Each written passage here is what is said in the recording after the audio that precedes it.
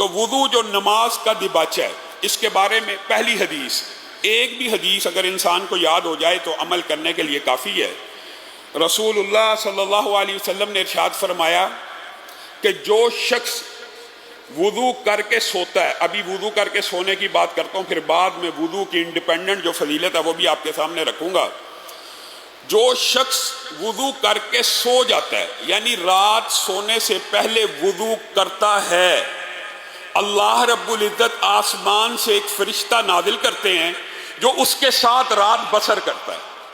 جو وضو کر کے سوتا ہے اس کے ساتھ آسمان سے ایک فرشتہ آتا ہے جو پوری رات اس کے ساتھ بسر کرتا ہے۔ یہی فضیلت حدیث میں ہو تو عمل کرنے کے لیے کافی ہے، لیکن رسول اللہ صلی اللہ علیہ وسلم نے ارشاد فرمایا کہ وہ وضو کرنے والا بندہ جب کروٹ لیتا ہے، اٹھتا نہیں، جب کروٹ لیتا ہے، کئی مرتبہ انسان کی کروٹ ایسی ہوتی ہے کہ انسان بیدار نہیں ہوتا، اور کئی مرتبہ ایسی کروٹ ہوتی ہے کہ جس میں بیداری بھی ہو جاتی ہے۔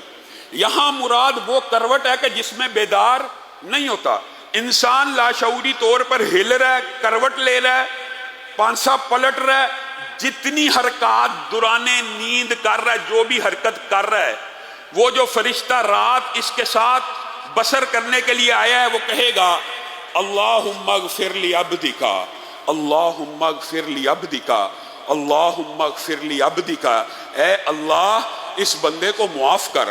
ابھی کروٹ لے رہا ہے، ابھی لاشعوری طور پہ ہے، کروٹ لے رہا ہے، اے اللہ اس بندے کے گناہ معاف کر کیونکہ یہ وضو کر کے سویا ہے۔ فَإِنَّهُ بَاتَ طَاهِرًا، یہ وضو کر کے لیٹا ہے، صرف وضو کر کے لیٹا ہے، صرف وضو کر کے سویا ہے، اس کے لیے فرشتے مغفرت کی دعائیں کر رہے ہیں آسمان سے نازل ہونے والے۔ لا یسبقونہ بالقول، یہ آیت آپ نے ہمیشہ یاد رکھنی ہے، لا یسبقونہ بالقول، فرشتے اپنی مرضی سے نہیں بولتے، وہم بامرہ یعملون، اور وہ اللہ ہی کے حکم کی تعمیل کرتے ہوتے ہیں۔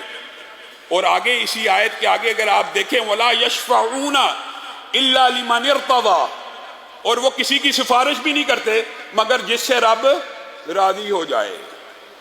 اب بتائیے صرف وضو کرنے سے رب کی ایسی رضا ہے کہ آسمان سے فرشتہ اتر رہا ہے اور اللہ سے دعا کر رہا ہے، اللہ حکم دے رہا گویا کہ اس بندے کے لیے دعا کر، قبول کس نے کرنی ہے؟ اللہ نے۔ تو گویا اس دعا کی قبولیت میں کوئی شک نہیں۔ اور اگر اگلی حدیث میں آپ غور کریں، یہاں پہ حدیث میں کروٹ کا لفظ نہیں ہے، یہاں پہ حدیث میں لفظ ہے کہ جس نے وضو کر کے نیند کو اختیار کیا یا سو گیا اور پھر وہ بیدار ہو گیا۔ کئی مرتبہ نیند میں آنکھ بھی تو کھلتی ہے نا، ضروری نہیں ہر کروٹ پہ آنکھ کھلے، لیکن جس وقت آنکھ کھلتی ہے اس وقت بھی فرشتہ یہ دعا کرتا ہے اللہم اغفر لی عبدک، اے اللہ اپنے اس بندے کو معاف کر کہ یہ وضو کر کے لیٹا تھا اور وضو کے عالم میں اس کی آنکھ کھل گئی ہے۔ یہ دو حدیثیں الگ الگ ہیں، ایک کروٹ کی اور ایک بیداری کی، اور اگر اس کے ساتھ تیسری حدیث ملا لی جائے تو بات شاید میں اور آپ اس کے اوپر عمل کریں۔ کیوں جی؟ ارادہ کرتے ہیں نا انشاءاللہ، وضو کر کے سویا کریں گے انشاءاللہ۔ ارادہ کرنا چاہیے، وعدے کرنے سے کئی مرتبہ انسان پھر وعدہ خلافی کا مرتکب ہو جاتا، بجائے ثواب لینے کے گناہ انسان کمانا، یہ مقصد نہیں ہے۔ ارادہ کریں کہ حسب استطاعت، حسب توفیق، میری بہنیں بیٹیاں، میرے بھائی بیٹے، کہ ہمیشہ پوری زندگی یہ عادت اپنا لیں گے کہ وضو کر کے سوئیں گے۔ اس کے اندر ایک جو بہت بڑا فائدہ ہے جس کا ہم نے مشاہدہ کیا ہے اور لوگ ہم سے سوالات کرتے ہیں کہ علامہ صاحب وظیفہ بتائیں، جیسے جمعے کے اندر آپ کے سامنے واقعہ رکھا تھا، وظیفہ بتائیں، ہماری دعائیں قبول نہیں ہوتی، ہمیں کوئی ایسی چیز بتائیں کہ جو دعا کی جائے قبول ہو جائے۔ بسم اللہ۔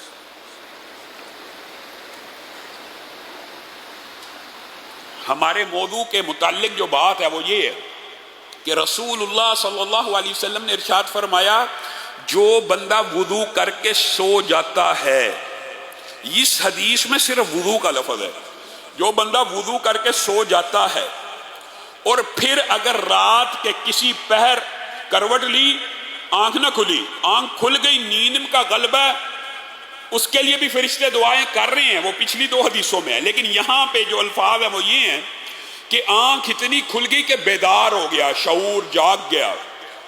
اگر کوئی بندہ آج یہ شکوہ کرتا ہے میری دعا نہیں سنی جاتی، تو اس کے لیے بہترین وظیفہ یہ ہے کہ وضو کر کے سو جائے۔ اپنی تربیت اور ٹریننگ ایسی ہونی چاہیے۔ رسول اللہ صلی اللہ علیہ وسلم نے کہا پھر رات کو اگر وہ بیدار ہو گیا، ایسی بیداری کہ جس میں ہوش و حواس آ گیا پورے کا پورا، اس وقت اپنے رب سے جو مانگے گا رب عطا فرما دیں گے۔ یہ خالی وضو کے ساتھ ہے۔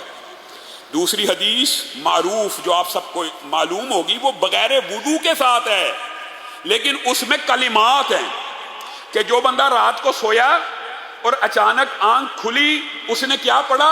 لا الہ الا اللہ وحدہ لا شریک لہ لہ الملک ولہ الحمد وہو علی کل شیء قدیر۔ پہلا بات یہ پڑھی، پھر دوسرا کیا پڑھا؟ سبحان اللہ والحمد للہ ولا الہ الا اللہ واللہ اکبر ولا حول ولا قوت الا باللہ۔ پھر تیسرا اللہم اغفر لی۔ یہ حدیث اس حدیث سے اگرچہ مفہوماً ملتی جلتی ہے، لیکن دونوں کا سیاق الگ ہے، اس لیے آپ کے سامنے رکھ رہا ہوں کہ کنفیوژن نہ رہے۔ یہ حدیث خالی وضو کی ہے کہ وضو کر کے سویا، اٹھا، آنکھ کھلی، دعا کی تو قبول ہو گئی۔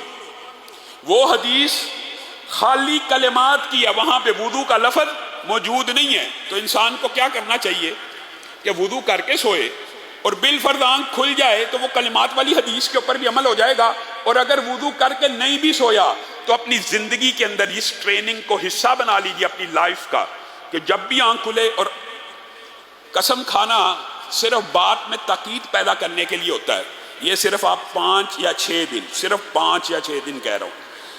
میری بہنیں بیٹیاں جو سن رہی ہیں، وہ بھی جو سامعین ناظرین سن رہے ہیں، وہ بھی جو آپ لوگ، صرف 5 یا 6 دن آپ ہر روز رات کو نیت کر کے سوئیں کہ اگر میری آنکھ کھلے گی تو میں لا الہ الا اللہ وحدہ لا شریک لہ لہ الملک ولہ الحمد وہو علی کل شیء قدیر پڑھوں گا پہلے، پھر سبحان اللہ والحمد للہ ولا الہ الا اللہ واللہ اکبر ولا حول ولا قوت الا باللہ پڑھوں گا، اور پھر اللہم اغفر لی پڑھوں گا۔ یہ 3 چیزیں پڑھنی ہیں، اس حدیث کے اندر موجود ہیں۔ رسول اللہ صلی اللہ علیہ وسلم نے فرمایا یہ 3 چیزیں پڑھنے کے بعد بندہ اپنے رب کے سامنے ہاتھوں کو پھیلا لے، اور جو جی چاہے مانگتا رہے، اللہ اس کو عطا کرتا چلا جائے گا۔ بتائیے کس وظیفے کی آپ کو ضرورت ہے؟